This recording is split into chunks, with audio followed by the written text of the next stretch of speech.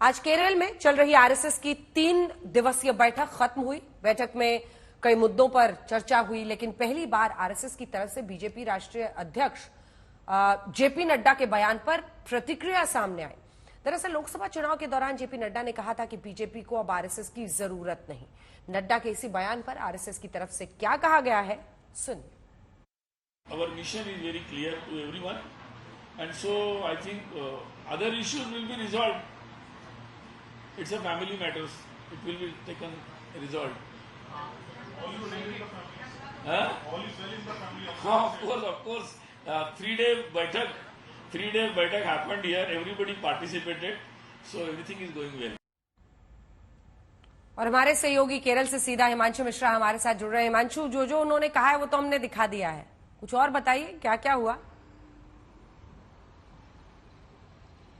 देखिए, बिल्कुल अंजना, जेपी नड्डा जब आरएसएस की समन्वय बैठक पे पहुंचे, उसके बाद उनकी संघ प्रमुख मोहन भागवत के साथ मुलाकात भी हुई और कुछ इश्यूज को लेकर बातचीत भी हुई है जो पॉलिटिकली इश्यूज होंगे।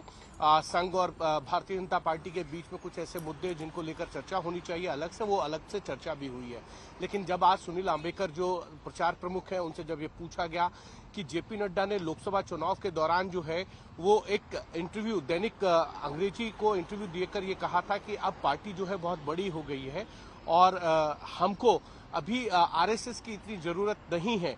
और उसी के ऊपर जो है ये जब पूछा गया कि इस बयान से संघ के कुछ कार्यकर्ता, कुछ स्वयंसेवक नाराज हो गए थे जो लोकसभा चुनाव में नहीं लगे, तो उन्होंने कहा देखिए, संघ को आप लोग जानते हैं, संघ 100 साल से जो है वो सांस्कृतिक और राष्ट्र के कार्यों में लगा हुआ है और राष्ट्र सर्वप्रिय को आगे रख के चलता है और संघ से जुड़े सभी संगठन इसको जानते हैं और मानते हैं और ये आपने देखा भी है।